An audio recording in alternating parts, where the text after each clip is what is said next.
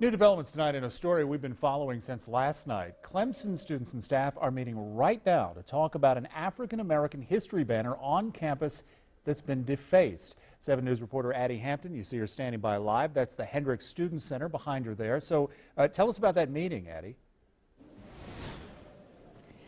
Well, Gordon, that meeting starting just behind me. In fact, students still pouring in here. Today, I actually spoke to University President Jim Clements. He calls this whole incident unfortunate, especially considering that the banner was promoting African-American history as well as a groundbreaking of historical markers that actually mark a spot where slaves once lived and worked here on Clemson's campus. Now, as for race relations, President Clements says we have a long way to go here on campus, but today was actually a huge step forward.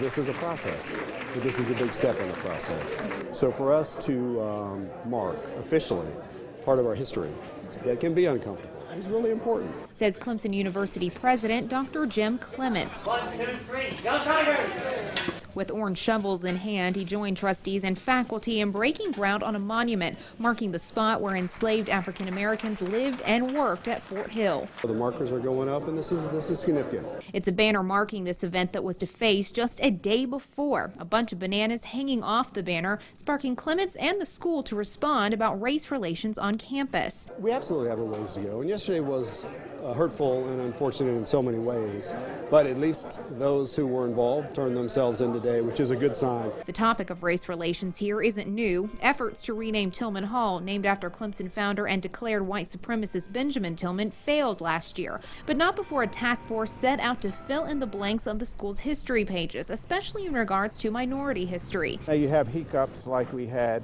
yesterday, but frankly, I mean, they're just tiny blips, and we're making great progress at Clemson, and I'm really, really proud of what we've done here today. Dr. James Bostic has led the charge to unveiling a new history, as he calls it. All it is telling an accurate history of Clemson, and I love it.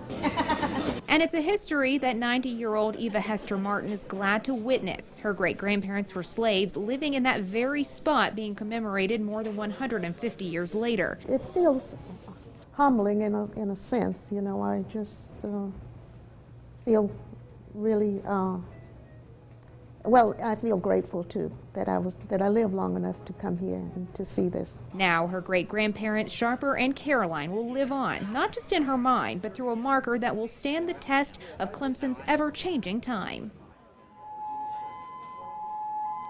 Now, Mrs. Martin actually celebrated her 90th birthday today, and she said she's just glad that her great-grandfather, who was actually a Civil War soldier as well as a man of great pride, will be remembered as being more than just a slave. I'm reporting live here in Clemson. Addie Hampton, 7 News. All right, Addie, we'll let you cover a little bit of that meeting. Thanks for that report.